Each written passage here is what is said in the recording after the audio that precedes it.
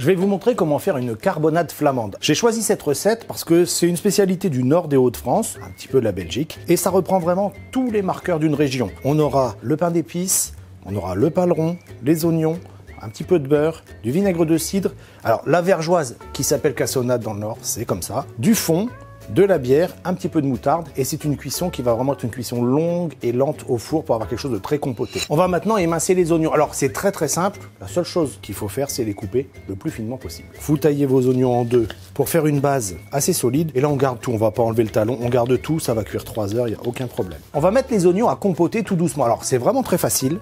Vous mettez vos 30 g de beurre dans le fond de la cocotte, faites chauffer mais à peine, et on dépose les oignons. On va régler la plaque le plus doucement possible et on va laisser cuire tout doucement, évaporer l'eau. Mes oignons sont bien compotés, on va les réserver pour le montage. On va détailler la viande.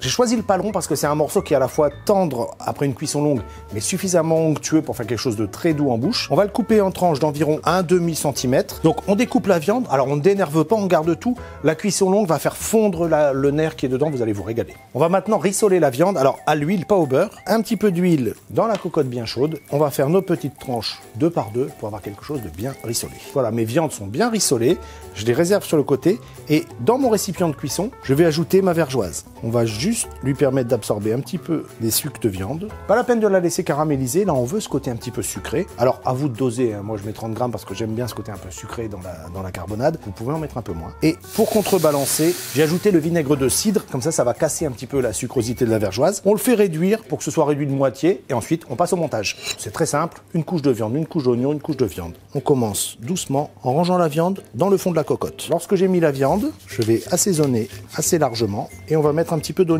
sur la viande. Et on recommence avec une couche de viande.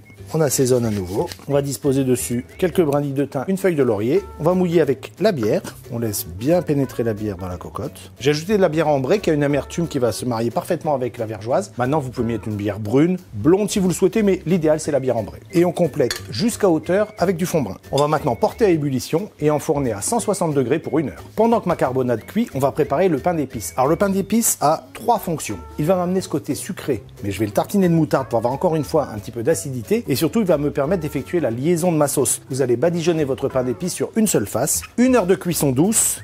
La viande a commencé à cuire. Maintenant, je vais ajouter mon pain d'épices. Côté moutarde, en dessous, on dépose le pain d'épices comme ceci, on l'immerge légèrement. Le fait de mettre la moutarde en dessous va permettre qu'elle commence à descendre gentiment dans la sauce pour parfumer et ça va nous assurer une très bonne saveur. On retourne dans le four pour 2 heures. Ma carbonade est cuite, elle est compotée, le pain d'épices a permis la liaison de la sauce et ma viande est bien cuite. Alors parfois vous allez avoir une carbonade, la sauce est encore un petit peu liquide. Imbibez bien votre pain d'épices de sauce, prolongez la cuisson pendant une vingtaine de minutes et elle va se lier toute seule, ça va marcher à tous les coups. Si par contre vous avez une viande un petit peu sèche, c'est parce que vous avez cuit trop chaud. Prenez un four à 160 comme je vous l'ai dit, une cuisson longue, une cuisson douce et vous êtes garanti d'avoir une viande très tendre. Alors bien évidemment, avec la carbonade, on peut servir des frites, une salade verte bien vinaigrée aussi pour trancher un petit peu ce côté onctueux de la viande, une entrée légère, on est d'accord, et en dessert, restons dans le nord, une crème brûlée à la chicorée.